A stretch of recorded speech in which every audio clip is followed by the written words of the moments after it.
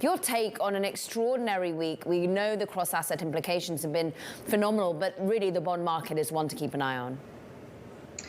Yes, of course. I think this week was a great confirmation of why we shouldn't get too concerned about the short term and the volatility or the headlines du jour, so to speak, because obviously it rebounds just as fast as it declines. And it was noted that 2 days ago marked the anniversary of the low of the pandemic, where the indices, NASDAQ and S&P have more than doubled in those 2 years, and the Dow Jones is up maybe 86 or 87%. So it's just great confirmation that time in the market is so much better and so much more effective than trying to time the market and this short-term gyrations. The long term, though, is that a lot of economists coming out and saying that through the rest of this year, we could get subsequent 50 basis point hikes from the Federal Reserve. How do you think about that impact on equities? It's very likely that will happen because the Feds really do have to get ahead of this curve. My guess is that the market's already pricing all of this in. The 10-year Treasury is now maybe north of 2.5. I think we still have to be very, very cautious with the yields, especially. We need to still stay with short-term yields. But if it goes north of 3, then maybe it's going to be an opportunity again to look at long-term yields. So these are some of the things to consider. All in all, I think it's being priced in already.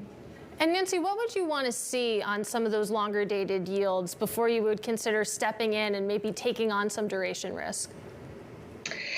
I would say north of 3% and some consistency over a number of weeks, not for a day or two. Again, timing the market is never a very effective thing. It's really just like gambling almost.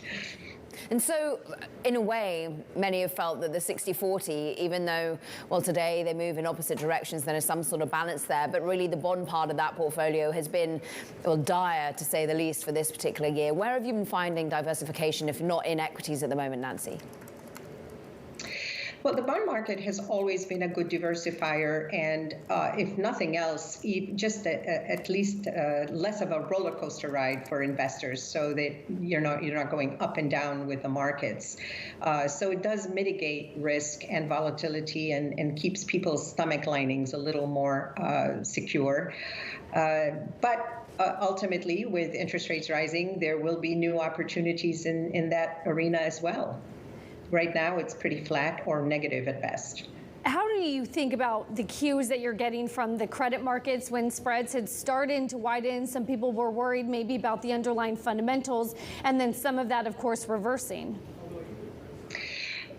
It's still very, very early to tell. Like I said, once it reaches the 3%, north of 3%, then we can begin to take a look at the opportunities. But as of right now, I still would say stick with shorter term yields and be very, very cautious in the bond market. Cautious in the bond market, but when you look at the equity market, I'm curious, at a sector level, where do you see the most opportunity right now? I'm always a very big fan of the technology sector. There's so much innovation going on. There will always be opportunities. The pandemic has really accelerated this, and we're certainly not going back to backwards in this sector. So there's still very, very big upside there, especially because it's pulled back significantly since November. So it's a great buying opportunity. In consideration of inflation, which is what we're experiencing now, I would say real estate, housing, commodities, materials, these are all very, very strong opportunities